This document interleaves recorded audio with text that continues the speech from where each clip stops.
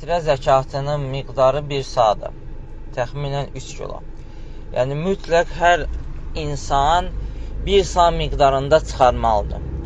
Amma həmin 1 sanı 3 nəfərə də verə bilər, 1 nəfərə də verə bilər. Məsələn, 3 kilo düyü çıxarır, 1 kilosunu birinə verir, 1 kilosunu birinə verir, 1 kilosunu da birinə verir.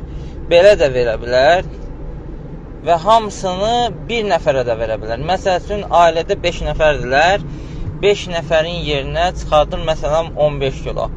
3 kilosun düyü, 3 kilosun greska, 3 kilosun makaron, belə də çıxarda bilər.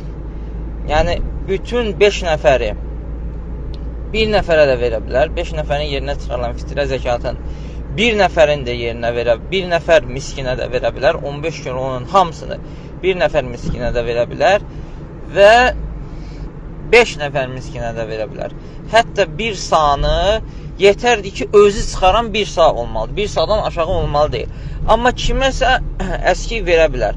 Amma kiməsə əskik veribsə, bildirsin ki, 1 sadan aşağıdır. Çünki ola bilsin ki, yəni həmin şəxs sən verdiyin fitrə zəkatının özünü fitrə zəkatı çıxartmaq istəyir, onda naqis olmasın. Allahu ələm. İxlasla.com saytı tərəfindən təqdim olundu.